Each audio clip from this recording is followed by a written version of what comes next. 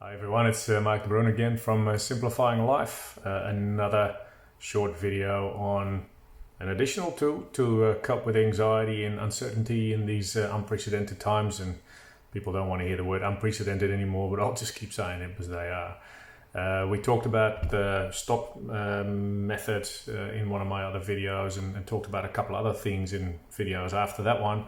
Today, what I'd like to discuss is a really simple one yet again. Take action. Do it. Anxiety is one of those funny things that make us think about the worst case scenario more often than not. So our minds tend to dwell towards the negative. And it's called a negativity bias. From a survivor point of view, from a primitive brain point of view, that makes complete sense. You know, there are more things that can kill us and that can harm us and that can threaten us than there are that keep us safe and are all lovey-dovey and good. So it makes sense that some of our brain power is wired more towards that threat detection and threat aversion than anything else. But in our 21st century, where most of the threats that we are facing are more psychological and emotional, there's still a couple of physiological, physical ones, but most of them are emotional and mental. That apparatus gets out of whack a little bit. And we call that rumination, worrying, anxiety, whatever you want to call it. Now, a really good way to deal with that is to actually take action, do stuff. And I watched a TED video this morning actually while I was exercising, and the lady, the psychologist, was talking on that video to actually do things badly. Just do them. It doesn't have to be perfect. Don't go start planning for the perfect way to deal with your anxiety and with what it is that you want to do, but just do something, do anything, as long as it's towards what you think is a better approach. So along with that comes fact checking or reality checking. Much of the stuff that we see on the news is either blown out of proportion, not entirely correct, might be correct but put in a different context, might potentially be correct but just not yet. So there's all sorts of different interpretations on facts, and it's good to get the real stuff out there. So if you find that you are struggling with what's really going on, then to do some fact checking is a good idea to calm that anxious brain down. And fact checking or reality checking could be one of your action steps, one of the ways to move action.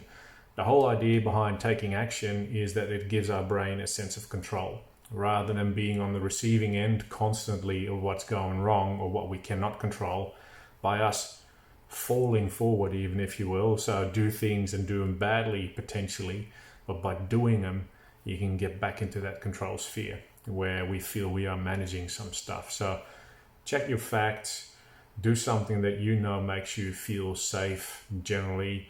Take some action that seems to be logical, wash your hands, make sure you keep your spatial distancing, all that sort of stuff. So do things that give yourself or your brain a sense of management and control. And I bet you it will start to make you feel better, way better than when you keep thinking about what could go wrong, what is going wrong, what next is going to go wrong, and how you can't deal with that. I had a call with a lady this morning from Tasmania, and I did some fact checking myself, and currently there are 71 people diagnosed, and that's at the 3rd of April 2020. 71 people diagnosed with the COVID-19 virus out of 500,000 people roughly that live on Tassie. And if you then do the maths on that, what the statistical chances are of you, first of all, running into one of these people, second of all, getting infected by one of these people, and third of all, being very sick because of that infection, the chances are actually statistically very low. And this lady hadn't even thought about that. And obviously it's still wise to be cautious and take care of yourself and have the normal precautions in place. But when she really looked at those facts and said, okay, yeah, 500,000 people, 71 infected all over Tasmania, then the chances of me actually getting seriously sick, which is what she was worried about, are very, very small. And she told me that actually put her mind at ease, on top of another couple of things that we talked about, but they really helped. So same for you.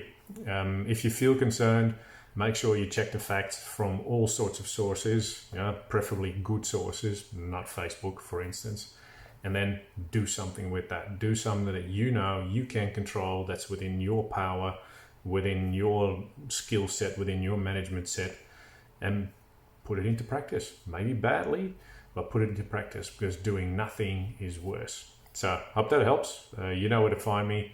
I'll keep making these little videos because I just hope they make a difference. And if you've got questions, you know where to find me. Enjoy your day.